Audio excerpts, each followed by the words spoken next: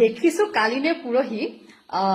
হিমন্ত বিশ্ব শৰ্মা ডাঙৰীয়াই বৰ ফুটনি মাৰি আছে বিহুক বোলে তেখেতলোকে বিশ্ব দৰবাৰলৈ যে লৈ গ'ল তাত নৰেন্দ্ৰ মোদীৰ অৱদান আছে আৰু তেখেতৰো অলপ অৱদান আছে হয় বিহুক তেখেতলোকে বিশ্ব দৰবাৰলৈ লৈ গ'ল নৰেন্দ্ৰ মোদীৰ অৱদান আছে কিন্তু এই অসমখনক যে ইমান ঋণগ্ৰস্ত কৰিলে 1.5 লাখ কোটি টকাৰ ঋণত যে ডুবাইছে হে তাত কাৰ ক্ৰেডিট আছে নৰেন্দ্ৰ মোদীৰ ক্ৰেডিটটো আছে নাই সুধিবচোন অসমৰ যে বিশেষ ৰাজ্যৰ মৰ্যাদা কৰ্তন কৰিলে সেই কৰ্তন কৰাৰ ফলত কেন্দ্ৰৰ চৰকাৰৰ পৰা যিমানখিনি যে আমি পুঁজি পাবলগীয়া আছিলে সেইবোৰ যে কাটি থৈ দিলে তাত নৰেন্দ্ৰ মোদীৰ অৱদান আছে নাই তাত হিমন্ত বিশ্বৰ অৱদান আছে নাই এই যে নৰেন্দ্ৰ মোদী আৰু অমিত শাহ আহিলে যে একেবাৰে ৰাজহাৰ হাউলি যে তললৈ হালি পৰে এই তেওঁলোকে সেই সময়ত সেই কথাখিনি ক'ব কিয় নোৱাৰে যে কেন্দ্ৰীয় চৰকাৰৰ পৰা যিখিনি পুঁজি সেইখিনি আমাক দিয়ক বানপানীৰ বাবে তেওঁলোকে ঘোষণা কৰে 1000 কোটি টকা কিন্তু আহে মাত্ৰ 100 কোটিতকৈও কম টকা তেনেকৈ হ'ব পাৰে নেকি তেওঁলোকৰ ৰাজহাৰডাল এনে বেকা আৰু সেই বেকা ৰাজহাৰডালেদি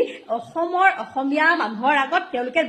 বম কথা কৈ থাকিলে একো লাভ নহয় এই যে সাংবাদিকসকলক তেওঁলোকে পইচা দি কিনিছে সেই সাংবাদিকসকলে আকৌ তেওঁলোকক যিকেইটা প্ৰশ্ন সোধে সেইকেইটা তেওঁলোকে ভাল পোৱা প্ৰশ্নহে সোধে কাৰণ অখিল গগৈ আৰু আপোনাৰ মাজত কম্পিটিশন হ'ব নহয় কিহৰ